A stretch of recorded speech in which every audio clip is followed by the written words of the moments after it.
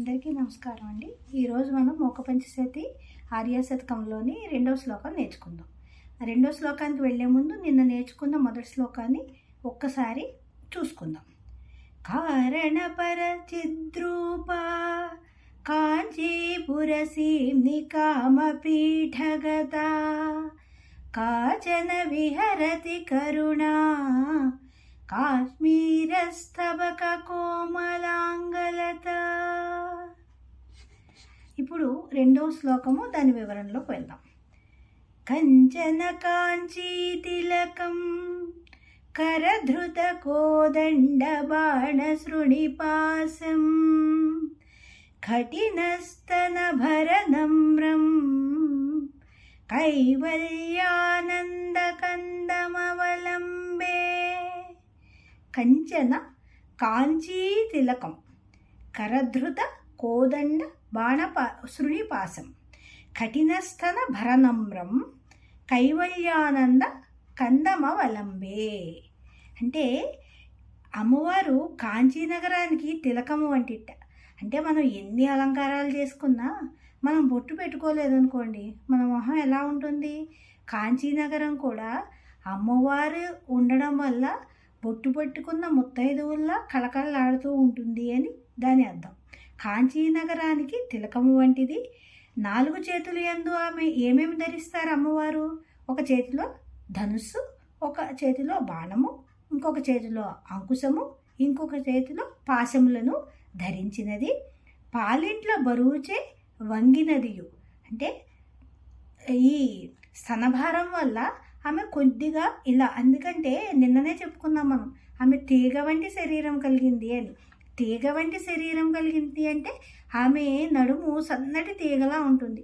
ఆ తీగ మీద బరువైన ఇది పడడం వల్ల కొద్దిగా ముందుకు వంగింది అనే ఇదితో చెప్తున్నారు. కఠినస్తన భరనమ్రం కైవల్యానంద కందమవలంబే. అలాంటి అమ్మవారు మోక్షానందానికి మూలకందమైనట్టి అమ్మవారు మనల్ని అందరినీ కటాక్షించడానికి కాంచీపురంలో వేచి ఉన్నారు. ఆవిడని నేను ఆశ్రయిస్తున్నాను అని, అంటే ఆవిడని నేను మనస్ఫూర్తిగా కొలుస్తాను అని దీని అర్థం. కాంచీనగరానికి తిలకం వంటి అమ్మవారు 4 చేతులు యందు ధనుస్సు, బాణము, అంకుశము, పాశములను ధరించి పాలింట్ల బరువుచే కొంచెం వంగి అలా ఒక అందమైన రూపంలో ఉన్న ఆ అమ్మవారు మనందరికీ మోక్షానికి ఆనందానికి మూలకందమైనట్టి అమ్మవారు. ఆవిడని నేను మనస్ఫూర్తిగా ఆశ్రయిస్తున్నాను అనేది ఈ పద్యం యొక్క, ఈ శ్లోకం యొక్క తాత్పర్యం. ఇంకొకసారి రాగయుక్తంగా శ్లోకం మొత్తం చూసుకుందాం. కంచన కాంచీ తిలకం కరధృత కోదండ బాణ శృణిపాసం కఠినస్తన భరనమ్రం కైవల్యానంద కందమవలంబే. ఇప్పుడు మొదటి 2 శ్లోకాలు ఇంకొకసారి రాగయుక్తంగా చేసేసుకుందాము.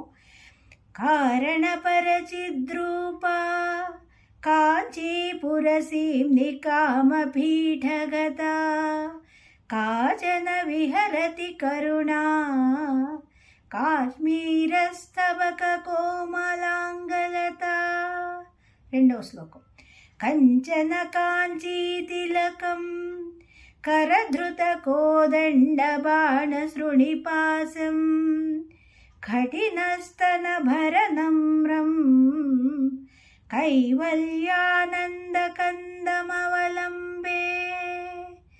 ఇలా రోజు మనం ముందు రోజు నేర్చుకున్న వాటిని ఒకసారి రివిజన్ చేసుకుని ఆ రోజు శ్లోకానికి అర్థం చెప్పుకొని ఈ రకంగా మనం నేర్చుకోవడాన్ని కొనసాగిద్దాం. ధన్యవాదాలు అందరికీ.